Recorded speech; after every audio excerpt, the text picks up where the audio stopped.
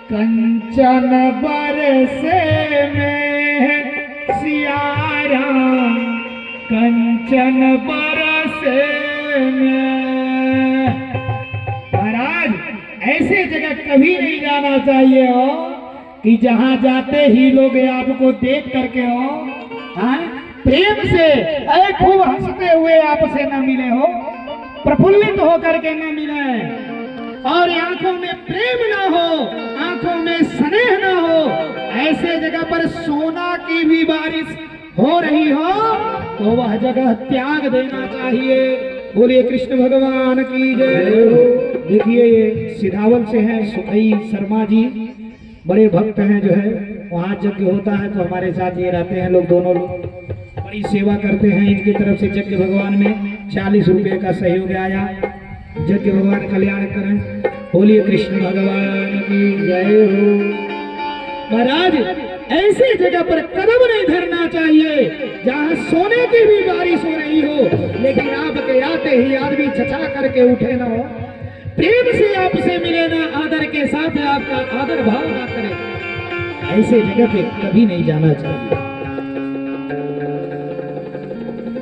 महाराज अब मैया सती माँ से मिलने के बाद इतनी द्रवित हो गई, सारा गम भूल गया, और मैया ने कहा नंदी से, बेटा नंदी चलो थोड़ा जगशाला के तरफ, अब क्या करें आ गई है, अब जो है अपने ही जैसे नहीं होता है, बिन बुलाए आने के बाद भी आदमी लब लब इधर उधर करने लगता है?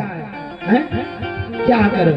अब मैया स्वयं कही बेटा जगसाले के तरफ चलो, और जब जगसाले के तरफ घूमते घूमते गई महाराज तो देख क्या रही है वो, अरे यज्ञशाले में सारे देवताओं का भाग रखा गया है, सबका यह स्थान बना हुआ है, लेकिन महाराज भोले का स्थान नहीं है, कहीं शंभु का भागा नहीं,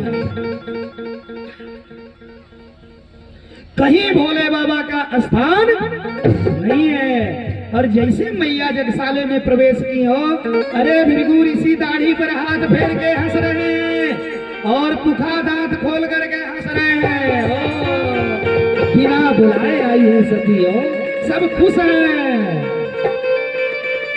महाराज सब तो बर्दाश्त कर पाई, लेकिन अपने नैहर में अपने पति का इतना बड़ा अपमान मैया सती से बर्दाश्त नहीं हुआ। मां ने ठान लिया आज सहनी ये बर्दाश्त के बाहर है, ये मैं कदापि नहीं बर्दाश्त कर सकती, अपने भोले का मैं अपमान अपने आंखों से नहीं देख सकती। आज के बाद इस शरीर में जो रक्त दौड़ रहा है ये रक्त दक्ष प्रजापति का है।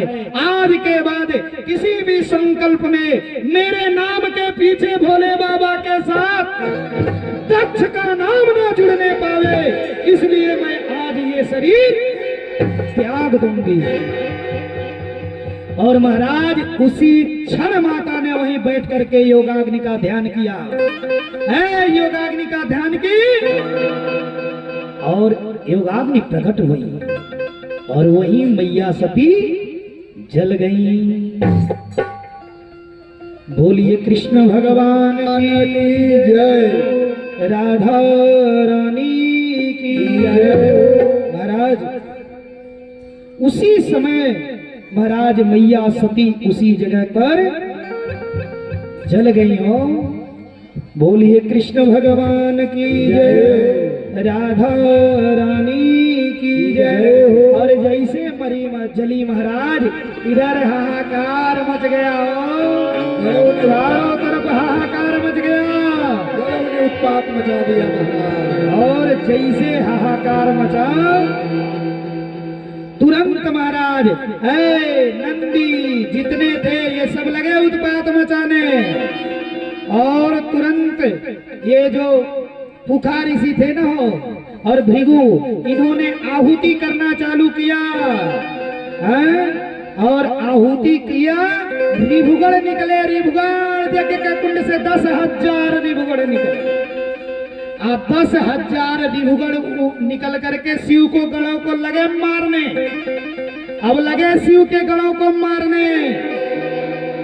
महाराज इधर शिव के गण सब इधर गिरे परे भागे, सब इधर जान बचा कर निकले हो, और इधर नारद जी दिया बजाए और पहुंच गए भोले बाबा के बाद।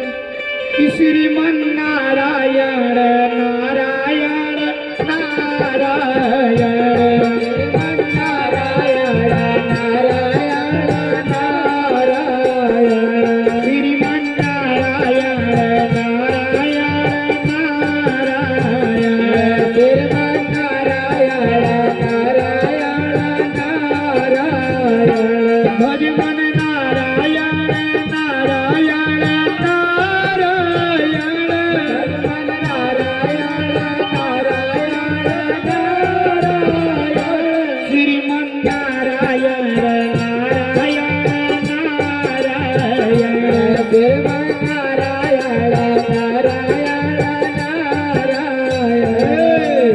इधर नारद जी पहुंच गए कहा?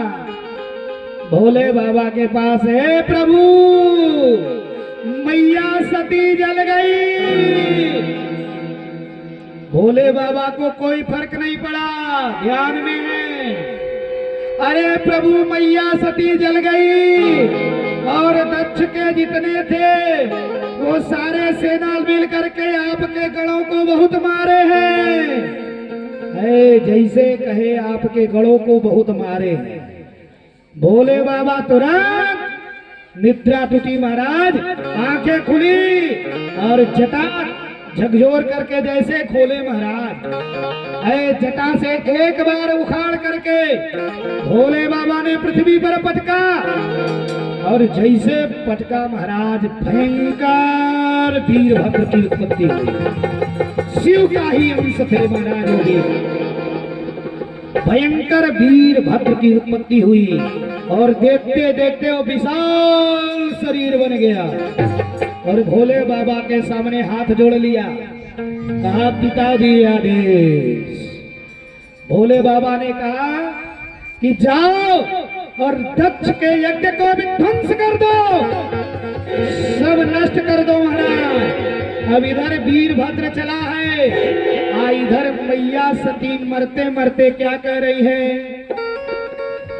कि सती मरता हार सिन बार मांगा, सती मरता हार सिन बार मांगा, जन्म जन्म शिव पद अनुराग, जन्म जन्म शिव पद अनुराग, तेहि कारण ही गिरी गृह जाई, कारण